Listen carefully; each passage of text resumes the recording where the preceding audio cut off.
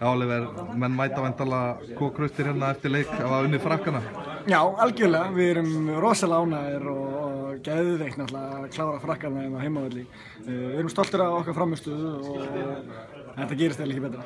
Ég spjallaði við ykkur í gær nokkra og þetta ætti væntanlega ekki að koma ykkur óvart. Þið sáu alveg fram á að geta unnið þetta. Já, við ætlum að vinna þetta og maður verður að koma með sjálfstraust inn í svona leiki og við vissum að við erum góðir og við höfum, eins og við gerðum, við fórum eftir planinu, vorum duglegir, hlupum mikið, vorum grimmir og það sýnir bara að segja að ef þetta er til staðar þá getur Íslands lið unnið hvaða lið sem er í heiminum. Akkurat, og þið náttúrulega lendi í þessari góður stöðu þegar fá rautt mark og víti og fyrsta marki kemur upp á því, það kannski svona gerir hlutina þægilegri. Það er algjörlega, það er náttúrulega bara meira forskot, einu fleiri á móti Frökkum gerir náttúrulega ennþá betra og þetta er bara frábært fyrir okkur að fá mark svona snemma eiginlega, þótt að það skipti engu máli hvernig maður skora mörk, það skipti öllu mikið en við erum ánægð með að fá þessu góða. Nákvæmlega, og þú náttúrulega stígur á punktinn og hann verið vítið en þú varst vel á tánum. Já, maður er alltaf klár, það sé nú fyrsta víti sem ég klúra á fullorðinsferli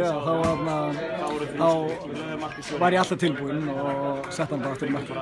Náttúrulega voru menn kannski, þegar menn þurfa að bíða í marga mínútur eftir að taka vítið, byggir það upp eitthvað svona auka stress eða? Nei, mér finnst það nú ekki, þetta var bara, ég misti hann aðeins upp, það var ekki nóg vel gert hjá mér, ég var alveg langt frá boltanum þegar ég skaut, ég tók adrenalina hana og nei, mér finnst það ekki, það er engin auka pressa á mig. Þú varst alveg kókraustur að mæta aftur á punktinn í seinna viti, það var aldrei spurning. Já, ég er nóg klikkaður til þess að vita að ég skora alltaf úr vítum út af að ég klúra mínu fyrsta þarna, en ég var alltaf að fara að skora seinna og ég vissi það.